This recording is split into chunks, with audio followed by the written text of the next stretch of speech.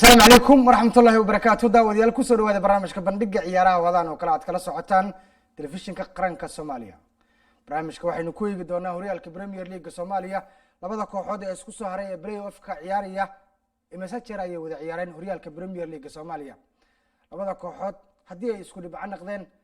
سيدو كله محل قفلن كرا كلن كاسحي سها بدن. وأمركي يقول رئيسي وتاريخ ذا صوماليا هوريال كذا لقى عيارية كلن بلاي اوف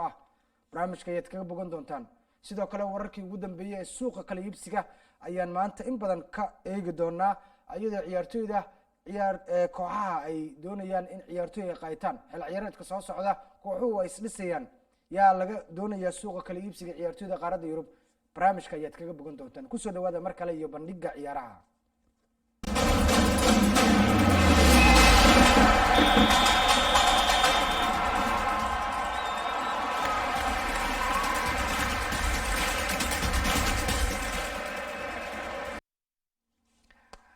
Soomaaliya waxa laga ciyaaray xil ciyaareedkan 2021 horyaalkii ugu adkaa ee ebed laga daawado horyaalka Premier League Soomaaliya ayaa waxa koox kasta ay ciyaartay 38 kulan dhammaan kooxuhu waxa ay yihiin inta badan kuwa isku dhibco ah labada kooxood ee ugu sareeyay horyaalka waa labada kooxood ee wada ciyaari doona kulan play off ah oo labada kooxood ay ciyaari doonaan kuwaas oo lagu go'aamin doono kooxda horyaalka Premier League Soomaaliya u dabaaldegi doonta وكوحدة مقدشة سيتي MCC iyo kooxda horseed labada kooxood ee kale ee ku xiga waa labada kooxood ee sidoo kale Hegan iyo Radson waa isku dhibco dekadaha iyo midnimo waa isku dhibco Jeenyo iyo kooxda gaadiidkana hal farqi oo kaliya ayaa u dhaxeeya labada kooxood ee horyaalka ugu sareeya waxa ay yihiin Muqdisho iyo Horseed 38 dhibcood ayay wadaagaan labada kooxood ee ku xiga Hegan iyo Radson waxay wadaagaan min 33 dhibcood labada kooxood ee ku xiga dekadaha iyo midnimana waxa ay wadaagaan sidoo kale isku dhibco sidoo kale min 23 dhibcood ay wadaagaan labadaasi kooxood Jeenyo iyo sidoo kale gaadiidkana waxa u dhaxeeya farqi hal dhibic ah oo kaliya sidaas ayaa loo kala horeeyaa horyaalka labada kooxood ugu xiisaha badan kulankooda la wada sugayo waa labada kooxood ee horyaalka uu dhex yaalo waa Muqdisho City oo doonaysa markii labaad oo isxigtay inay horyaal ku guuleysato difaacatana iyo kooxda kubadda cagta Horseed oo 40 sano horyaalka aanan arkin 2020 Liverpool ayaa soo gabagabeysay 30 sano oo ay koob la'aan ahayd dabadeedna kor waxa uu taagay koobkii 30 jirka kabtanku ee kooxdaasi Jordan Henderson hadda kooxda Horseed 40 sano ayay sii cagacageynaysaa in horyaalka aysan ku guuleysan waana markii ugu horeysay oo horyaalka ay u dhowdahay in ay ku guuleysato ama hal kulan oo kaliya uu ka xigo kooxda Horseed inay ku guuleysato afartii sano ee la soo dhaafay kooxdu waxa ay ahayd mid horyaalka u haqan taagaysay hase yeeshee kuma guuleysan oo waxa ay ku guul dareysatay in horyaalka hal kulan oo kaliya hadda uu ka xigo inkastoo horyaalka ay ku guul dareysatay afartii sano ee la soo dhaafay ay ahayd kooxda laga qaaday horyaalka ama doonaysay inay ku guuleysato saxaafadda ayaa hadalaysay labada kooxood kulamadii ay kulmeen ayaa hadda inoo muuqda waa 6 kulan 6dii kulan ee ugu dambeysay oo labada kooxood ay kulmeen Horseed iyo Muqdisho ever ay ku kala baxeen kulankii ugu dambeeyay waxa uu kulankaasi dhacay 16 bishii 7 2021 kulankii kale oo xil ciyaareedkan ciyaareen waxa uu ahaa 12 bishii 3 2021 Muqdisho iyo Horseed hal ayay ku kala baxeen waxa ka sii horeysay 13 bishii 3 2020 kulan ay ciyaareen Horseed iyo Muqdisho ever ayay ku kala baxeen waxa ka sii horeysay 7 bishii 1 2020 kulan ay ciyaareen Muqdisho iyo Horseed ever ayay ku kala baxeen waxa ka sii horeysay 11 bishii 6 2019 kulan ay ciyaareen Horseed iyo Muqdisho hal iyo waxba ayaa looga adkaaday waxa uu ka sii horeysay 26 bishii 2019 kulan ay ciyaareen labada kooxood Muqdisho iyo Horseed lixdaasi kulan waxay ciyaareen 2021 kulan 2022 kulan 2019 kulan dhamaan lixda kulan kooxda kubadda cagta Horseed saddex ay adkaatay saddexna waxay ku kala baxeen barbaro Muqdisho wax guulaha kama haysato dhanka Horseed lixdii kulan ee ugu dambeysay oo kooxda xoog ay la ciyaartay kulankan ayaa noqon doona kii toddobaad oo ay wada ciyaarayaan haddaba labada kooxood yaa adkaan kara taasi ayaa su'aasha ah kulamadii ugu dambeeyay oo ay ciyaareen waa kuwan Muqdisho hal kulan ma adkaan oo lixdii kulan ee ugu dambeysay saddex waa laga qaatay oo 9 dhibcood ayaa laga qaatay iyo 3 dhibcood oo 3 kulan oo barbaro ah. sidaasina waxaa looga haystaa kooxda muqdisho 12 dhibcood 6 kulan ee kala dhaxaysay kooxda Horseed, halka kooxda muqdisho ay haysato 3 dhibcood oo kaliya dhibcihii kala dhaxeeyay 6 kulan kooxda kubadda cagta Horseed. haddaba labada kooxood ayaa waxay yihiin kuwo aad u xifaaltamaya marka la eego dhanka goolasha kaliya. waxaa sareysa kooxda kubadda cagta Horseed oo 26 gool leh marka laga jaro goolasha laga dhaliyay. kooxda kubadda cagta muqdisho waxa ay leedahay 15 gool marka laga jaro goolasha laga dhaliyay kooxda kubadda cagta muqdisho City Club. labada kooxood waa koox matasha ciidanka xoogga iyo koox matasha gobolka Banaadir dawladda hoose. labada kooxood ayaa loo tirin doonaa kulan play off 90 daqiiqo ah. labada kulankaasi haddii uu ku soo ilaado 90 daqiiqo barbaro waxaa loo dhigi doonaa rigoorayaal. kooxdii ku adkaata rigoorayaashaasi ayaana koobka la tigi doonta. 40 sano kadib ayay kooxda Horseed koobka la tigi doonta, mise muqdisho City ayaa sanad kadib la tigi doonta horyaalka Premier League Soomaaliya? su-aasha taagan ayaa sidaas ah. muqdisho waxa ay ka baxsatay kulan aad u adkaa oo la dhihi karay kama dambeys ayay soo ciyaartay, kaasi oo u dhaxeeyay gaadiidka iyo kooxda muqdisho. hase yeeshee 4-2 ayaa lagu soo kala baxay. 2 rigooro ayaa loo dhigay kooxda kubadda cagta muqdisho iyadoo ciyaartu ay tahay 2-2. kulankaasi xiisaha badnaa ee u dhaxeeyay labada kooxood, dadka qaar ayaa waxa ay ka caroodeen labadii rigooro ee uu dhigay garsoore Maxamed Soomaali oo ciyaarta dhexdhexaadinayay. hase yeeshee waxaa ku qancay taageerayaasha kooxda kubadda cagta muqdisho City, taasi oo ciyaartu 3 dhibcood ay ugu xirneed in horyaalka ay ku sii dagaalamaan.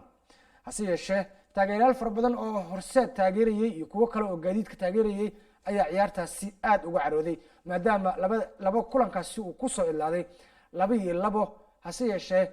ciyaarta oo aanan dhammaan weli oo socota daqiiqadii ugu dambeeyay 2 rigooro loo dhigay muqdisho City. labadaasi rigooro ayaa dadka qaar waxay aaminsan yihiin in laga tegi karo rigoorooyinkaasi ama la dhigi karo diilinta meesha ay ku dhamaato kubad bilision ah. hase yeeshee ciyaarta ayaa garsooruhu waxa uu go'aansaday in rigooro uu dhigo kooxda kubadda cagta gaadiidka. sidaasina 3 dhibcood waxaa kula soo qaadatay muqdisho oo ku dhibco naqatay kooxda kubadda cagta Horseed. haddaba kulankaasi xiisaha badnaa ee kooxda muqdisho ay soo ciyaartay waxaa ka sii horeeyay kulan kale oo kooxda Horseed ay soo ciyaartay, kaasi oo ahaa mid kala bax ah. dekadaha ayaa qoorta loo geliyay kooxda Horseed kulankeedii ugu dambeeyay haddii muqdisho wadada ay u istaagtay kooxda gaadiidka. hase yeeshee Farxaan Duqo gool qurux badan oo uu ka dhaliyay ayay kooxda kubadda cagta Horseed 3 dhibcood kaga soo qaadatay kooxda dekadaha oo 3 sano oo isku xigtay horyaalka Soomaaliya ku guuleysatay inta ay kooxda Horseed mooganeed 40 sano horyaalka Premier League Soomaaliya. 4 sano ayay ku guuleystay ama 4 jeer kooxda dekadaha horyaalka inta ay laeed kooxda kubadda cagta Horseed horyaalka Premier League Soomaaliya. kulankaasi xiisaha badan weli lama shaacin waqtiga uu dhici doono. xiriir kubadda cagta Soomaaliya ayaa looga fadhiyaa in kulankaasi uu waqtiyeeyo waqtiga uu dhici doono, inkastoo kulankaasi uu yahay mid kamid ah kulamada ugu xiisaha badan ee la wada sugayo. waxa uu noqon doonaa kulan derbi ah oo lagu qaado horyaalka Premier League Soomaaliya. sidoo kale waxa uu noqon doonaa kulan taariikhda baal dahab ah kaga geli doona horyaalka Premier League Soomaaliya, maadaama horyaalka uu yahay kulankii ugu horeeyay ee la xusuustay in 2 kooxood oo isku dhibco naqday dib loogu celiyo. Yurub way ka dhacdaa horyaalada Premier League. sidoo kale Manchester City iyo Manchester United ayaa 2012 waxay noqdeen 2 kooxood oo isku dhibco ah. hase yeeshee Manchester United ayaa waxa iyadoo koobkii loo sii wado waxa shaashada kaamiradu ay qabanaysay in loo soo celiyay garoonka Etihad Stadium iyo magaalada Manchester, halkaasi oo Manchester City ay koobkii ku qaaday halkaasi 44 sano kadib. 40 sano ay hadda laadahay kooxda kubadda cagta Horseed, waxaana ay doonaysaa mar kale in ay u dabaaldegto horyaalka Soomaaliya iyadoo waqti fara badan ay ugu dambeysay kooxda in horyaalkaasi ay ku guuleysato. 44 sano City haddii ay soo afjartay horyaalka ku guuleysigiisa oo kooxda kubadda cagta Manchester United ay ka qaaday, hadda Manchester City waxa bedelkeeda Horseed taagan bedelkeeda iyadoo 40 sano horyaalka ay leedahay. weliba waa 41 sano ilaa 42 sano inta ay leedahay horyaalka. waa laba sano oo dhiman xilligii Manchester City 40 sano 44 sano ay horyaalka Soomaaliya horyaalka Premier League Ingiriiska ay la-eed halka kooxda Horseed halkaasi ay ku sii socoto ase yeeshee laba kooxood oo isku dhibco ah ay ku qaaday Manchester City horyaalka Ingiriiska taasi haddii aan dib u xusuusiyo United ay isku dhibco noqdeen hadda Horseed waxay isku dhibco yihiin Muqdisho City kulankaasi ayaa yahay kulanka ugu xiisaha badan labada kooxood sidaas ay lixdii kulan ay ugu dambeeyay ku kala baxeen dhanka kala sareynta sidaas ay ahayd haddii intaasi aan kaga gudubno horyaalka Premier League Soomaaliya waqtiga kaliya aan sugno waa xiriir kubadda cagta Soomaaliya inuu shaaciyo waqtiga la ciyaari doono ciyaarta hase yeeshee markan waxaynu eegi doonaa wararkii ugu dambeeyay ee suuqa kala iibsiga ciyaartoyda qaaradda Yurub ayadoo kooxuhu ay doonayaan in markan xil ciyaareedka soo socda aad ay isku soo xoojiyaan hase yeeshee qadar daqiiqad ah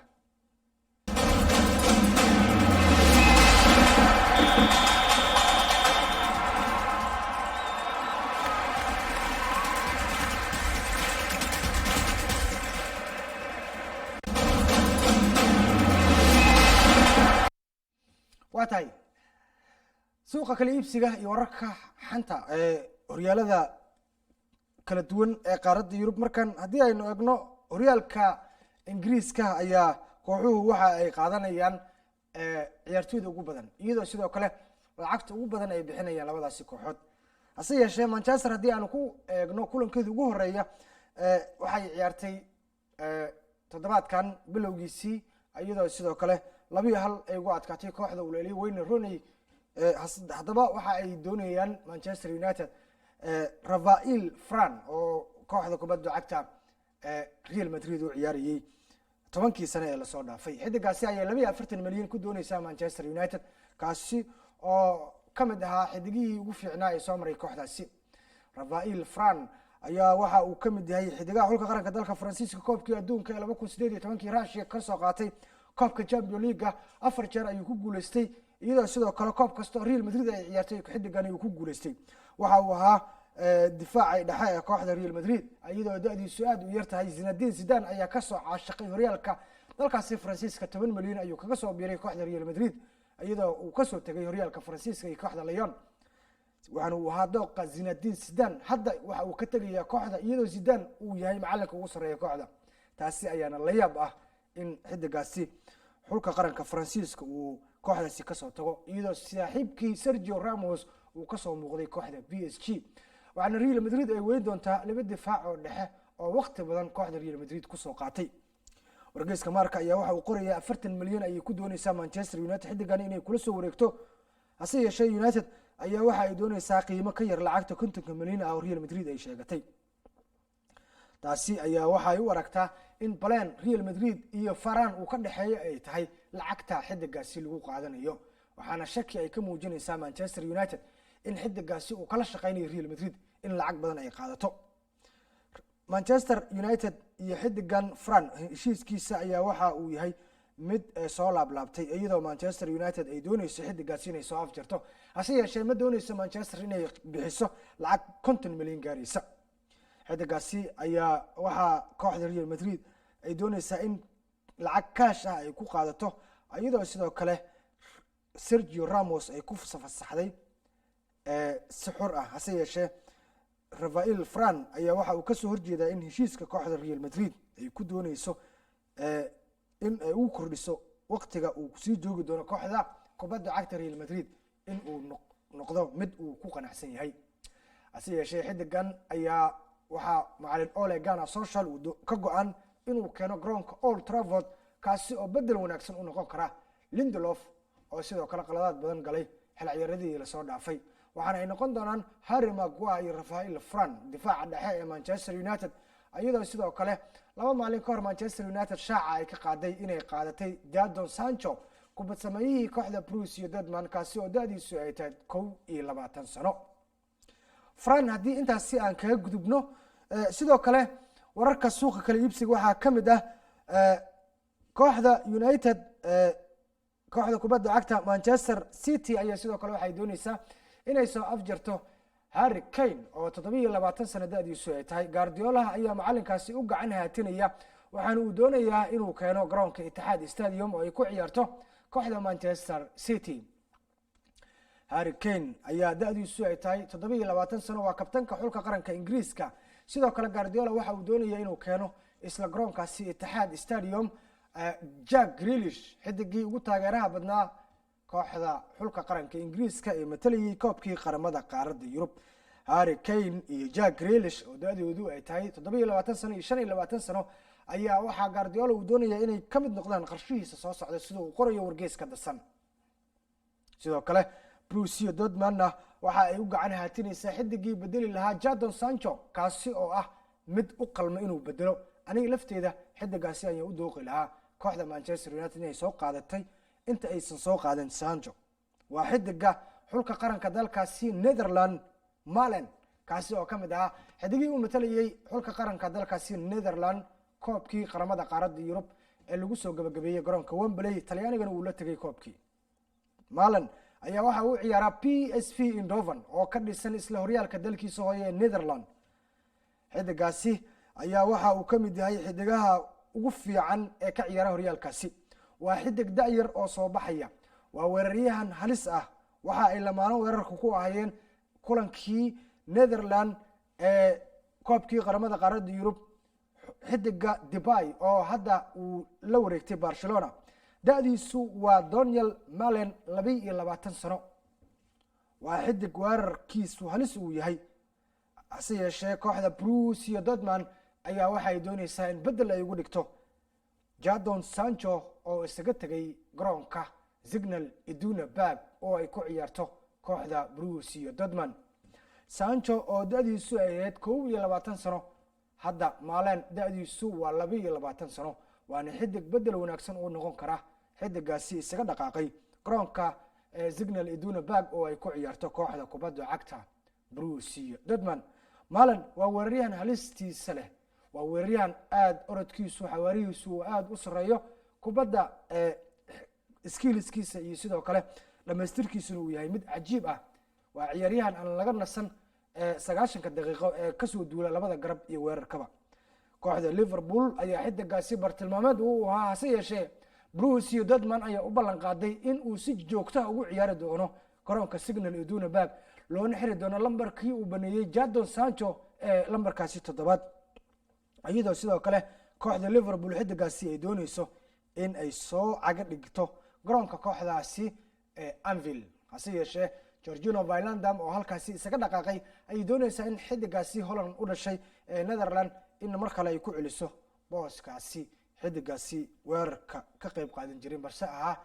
kubad sameeyihii khadka dhexe ugu fiicnaa kooxda Liverpool 30 sano ee la soo dhaafay sida wargeysyada qaar ay qorayeen. Steven Gerrard iyo xidiga kale ayaa soo maray, hase yeeshee Georgino Wijnaldum waxa uu ku guuleystay horyaal 30 sano kooxda Liverpool ay leed. sidoo kale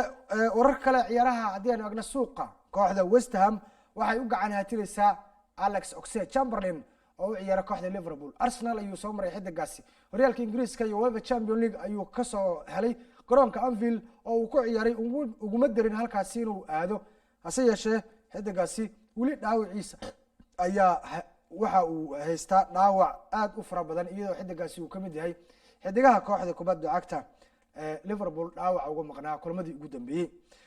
Alex Oxlade-Chamberlain 27 sano ayuu da'diisu ay tahay, hase yeeshee Liverpool waxay sii dayn doontaa xidigaasi haddii ay hesho xidiga da'da yar 25 sano jira ee u ciyaara kooxda West Bromwich Albion. waa xidiga u dhashay xulka qaranka dalkaasi Brazil ee lagu magacaabo Matteo Pereira. xidigaasi ayaa kamid ahaa xidigihii mucjisada ahaa ee horyaalka Premier League kooxda Liverpool, sidoo kale uu cadarada ku dhigay kulankii ay la ciyaartay West Bromwich Albion. Marka ayaa qoraya wargeyska ka soo baxa Marka. sidoo kale Newcastle-na waxa ay doonaysaa in ay soo afjarto heshiis muddo ah socday, kaasi oo ay ku doonayso Barkley oo u ciyaara kooxda kubadda cagta Chelsea, iyo sidoo kale xidiga kooxda Arsenal milkiyadiisu ay leedahay Chai Willock iyo Barkley ayaa kamid ah xidigaha xulka qaranka Ingiriiska u dhashay. hase yeeshee Ross Barkley ay doonaysaa haddii ay ku guul dareysato in Arsenal ay ka qalqaalsato in si xur ah looga gado xidiga da'da yar ee u ciyaara kooxdaasi Arsenal ee lagu magacaabo Chai Willock ayaa waxa uu ahaa ciyaaryahan 9kii kulan ee ugu dambeeyay kooxda Newcastle shabaqa daris la ahaa, iyadoo sidoo kale kooxdiisa Arsenalna koobka UEFA Europe League ay ugu hartay 1 gool oo keliya in ay hesho xidigaha kooxda Arsenal hase yeeshee Arteta ayaa qalad taageerayaashu ay u saareen in uu diro ama ku diro xidigan da'da yar Willock ayaa 21 sano da'diisu ay tahay halka Ross Barkley ay tahay 27 sano. haddaba Newcastle iyo macalinkeeda cusub maxay qorsheynayaan? Newcastle waxay qorsheynaysaa in Willock ay qaadato oo Arsenal ay ka iibsato. haddii ay diido Arsenal waxa ay siin doontaa Willock waxaana ay doonan doontaa xidiga Aston Villa sida amahda ugu ciyaaraya ee milkiyadiisu ay leedahay kooxda Chelsea waa Ross Barkley. Inter Milan oo sidoo kale horyaalka Serie A dalkaasi Talyaaniga ka dhisana waxa ay doonaysaa in ay cishato ama ay haysato Romelu Lukaku ayaa weeraryahan halis kaasi oo Thomas Tuchel markale uu doonayo inuu keeno garoonka Stamford Bridge oo dhowr mar uu ku guuldareystay Romelu Lukaku inuu ka soo ifo. Lukaku waa mid kamid ah weeraryahanada ugu qatarsan dunida. waxa xidigani uu soo afjaray 10 sano oo kooxda Juventus ay iska haysatay horyaalka Serie A dalka Talyaaniga waxaana uu horyaalkii u gacan geliyay kooxda Juventus.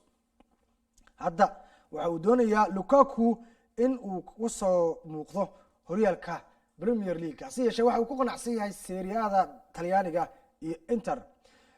sidoo kale kooxda kubadda cagta Atletico Madridna waxay 45 milyan ay ku doonaysaa in ay ku qaadato xidiga xulka qaranka Spain iyo kooxda Atletico Madrid Saul Niguez kaasi oo sidoo kale koox badan ay u gacan haatinayeen kuwaas oo ka dhisan isla horyaalka Spain iyo sidoo kale Serie A dalkaasi Talyaaniga. Juventus ayaa kamid ah Saul xidigaha kooxaha doonaya.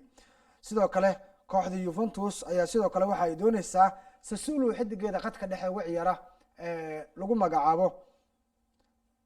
Locatelli waa xidigii xulka qaranka Talyaaniga qadka dhexe uga ciyaarayay kaasi oo ka soo baxay akademiyada kooxda kubadda cagta Milan. hase yeeshee Juve ayaa xidigaasi doonaysa in ay ku sii hayso garoonka kooxda Torino iyadoo doonaysa inay ka soo kaxayso garoonka kooxda Sassuolo halka kooxdaasi Sassuolo ay doonayso in xidigaasi ay ku hesho 60 milyan ugu yaraan. waa tahay wararkii ugu dambeeyay suuqa ay wali ku guda jiraan balse daqiiqad ay isku soo laabano.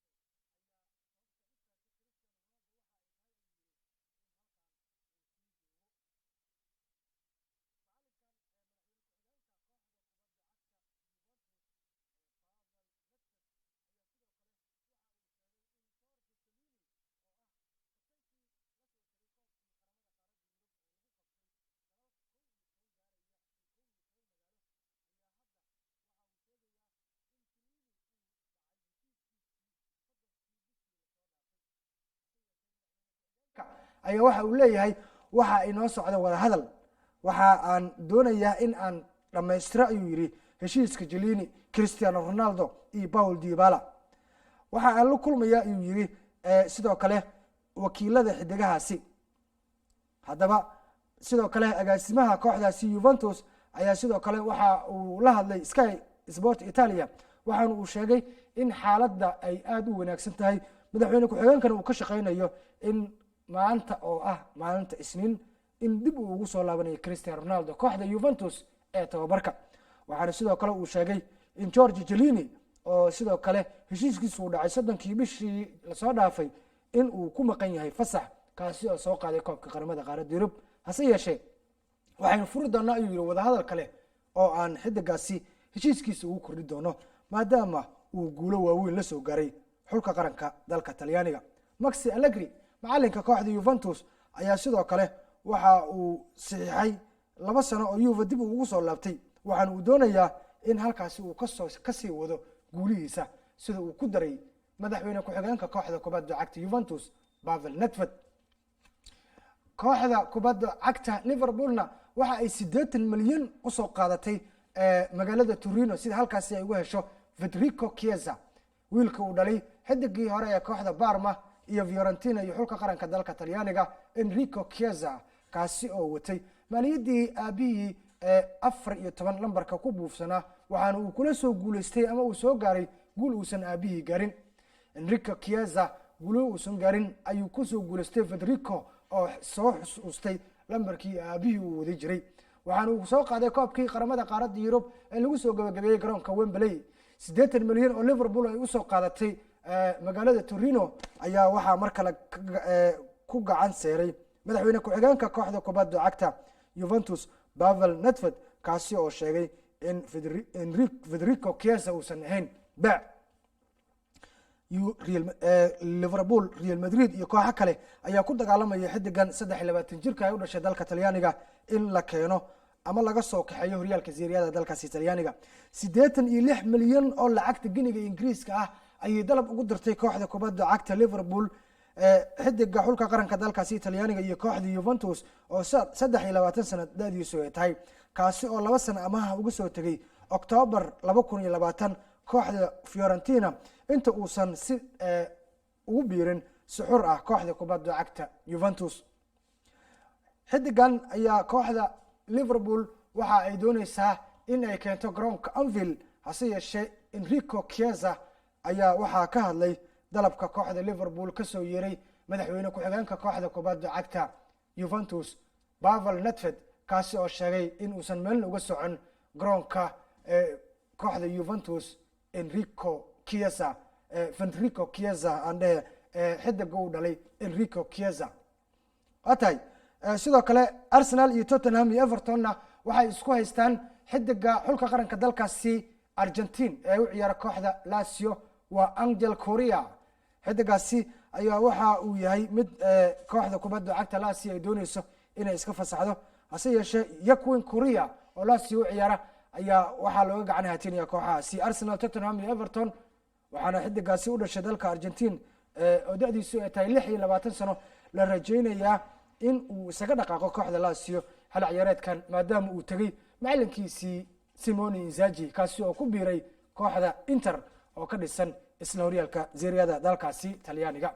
Correa ayaa waxa uu ka mid ahaa xidigii uu ku duuli tagay ama uu ku duuli jiray macalinkii isaga tagay kooxda Lazio ee ku biiray Inter waa Simone Inzaghi, wiilkii ka yaraa Super Filippo Inzaghi ayaa waxa xidigani uu dareemayaa in uu waayay macalin waqti badan ay isla shaqeynayeen kaasi oo aad u jeclaa. hase yeeshee kooxaha ka dhisan Ingiriiska Tottenham, Arsenal iyo Everton ayaa doonaya in xidigaasi ay keenaan garoonka kooxda kubadda cagta ay ka soo kaxeeyaan garoonka kooxda Lazio ay ku ciyaarto Olimpico iyo magaalada Roma. sidoo kale xidigaasi ayaa sidoo kale looga gacan haatinaya garoonka kooxdaasi Atletico Madrid, halkaasi oo ku sugan yahay Angel Correa haddii loogu yeero asiga Joaquin Correa. Bayern Munich oo ka dhisan Bundesliga dalka Jarmalkana waxa ay doonaysaa inay la wareegto 25 jirka weerarka uga ciyaara kooxda Chelsea. waa Timo Werner, xidiga u dhashay dalkaasi Jarmalka iyadoo sidoo kale xidigaasi uu u gacan haatinayo macalinkiisii hore ee kooxda RB Leipzig Julian Nagelsmann kaasi oo hadda leeliya kooxda Bayern Munich ee difaacanaysa horyaalka dalka Jarmalka 10 sano ee la soo dhaafayna taajka horyaalka dalka Jarmalka madaxa loo suray kooxdaasi Bayern Munich ayaa macalinkaasi soo leeliyay Timo Werner waxa uu doonayaa in halkaasi dib ugu celiyo iyadoo uusan la qabsan kooxda kubadda cagta Chelsea hadii uu kula guuleystay xatee koobka UEFA Champions League Timo Werner ayaa kamid ah xidigaha xulka qaranka dalka Jarmalka waxaana la doonayaa ama ay madaxda ugu sareysa kooxda Jarmalka Rummenigge Bierhoff iyo sidoo kale macalinkii hore ee kooxdaasi RB Leipzig Julian Nagelsmann uu doonayo in halkaasi loogu celiyo Timo Werner Barcelona waxay doonaysaa inay iska iibiso Anthony Griezmann sidoo qoray wargeyska Sport ee ka soo baxa Spain Griezmann waa 30 jir waxa uu doonayaa hadii uu Barca ka tagay inuu dib ugu laabto Atletico Madrid Juventus ayaa sidoo kale xidigaasi doonaysa in ay keento horyaalka Serie A dalkaasi Talyaaniga intaas ayaan ku soo gabagabeynayaa daawadayaal barnaamijkeennii bandhiga ciyaaraha oo aad kula socoteen telefishinka qaranka Soomaaliya barnaamijka waxaan idin soo saaray oo halkan idinkaga soo jeedinayay anigoo Axmed Salaada waxa barnaamijka inoo farsameynayay Najib dhanka farsamada waxa waa abkay tan iyo kulan dambe waxaan idinkaga tagayaa Sport hormar leh